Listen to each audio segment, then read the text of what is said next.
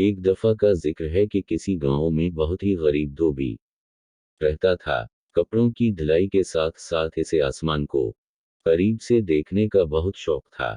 वो और उसकी बीवी रोज धोबी घाट पर कपड़े धोने जाते थे। एक रोज जब उसकी बीवी कपड़ों को सुखा रही थी, उसकी नजर आसमान पर पड़ी।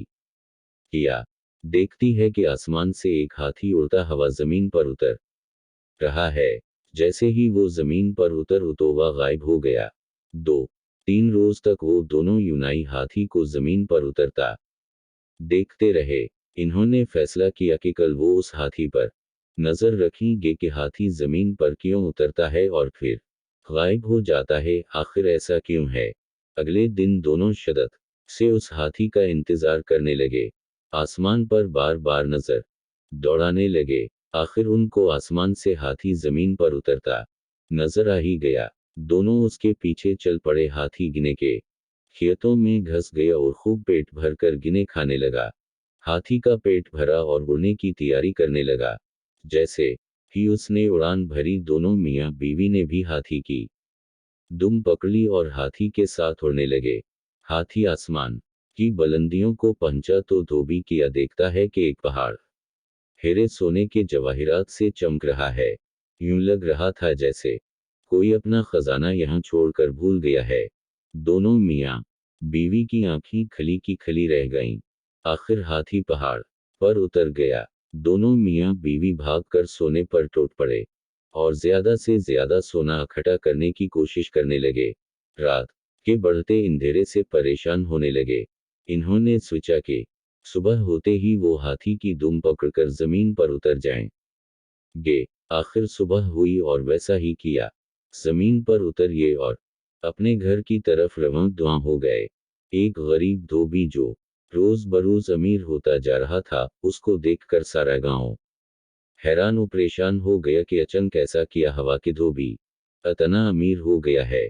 गांव के लोग धोबी के पास आए और उसके यूं अचानक अमीर होने का राज पूछने लगे। धोबी उनको कुछ न बताता। एक दिन धोबी किसी काम से शहर से बाहर निकल गया। उस बात का फायदा उठाते हुए उनकी हमसाई धोबन के पास आई और बातों बातों में खजाने का राज उगलवा लिया। रात को जब धोबी वापस आया, धोबन ने सारा माजरा बताया। धोबी को अपनी बीवी की उस हरकत पर बहुत गुस्सा आया, मगर अब बात हाथ से निकल चुकी थी। सुबह सारा गांव धोबी से मदद मांगने आ गया का वो उनके साथ खेतों में चले और हाथी के साथ खजाने तक पहुंचाने में उनकी मदद करे। ये सब सुनने के बाद धोबी के दिल में लालच पैदा हुआ कि वो उनके साथ जाके और खजाना इकट्ठा करके लाएगा। ये सोचकर वो उनके साथ जाने के लिए राजी हो गया। अगली सुबह सारे गांव वाले खेतों की तरफ निकल गए और आंखें आसमान पर जमाए बैठे थे। हाथी जमीन पर उतरा और गिने खाने लगा। सब गांव वाले उस ताक में थे कि जैसे हाथी गिने खा के फार होगा तो सब उसकी दुम पकड़कर उस खजाने तक पहुंच जाएंगे। जैसे ही हाथी उड़ने लगा, सब ने उसकी दुम पकड़ ली। धोबी सबसे आगे उसकी दुम पकड़े हुए था और यूं उसके पीछे एक लंबी कतार में पूरे गांव वाले एक दूसरे को पकड़े उड़ते चले जा रहे थे।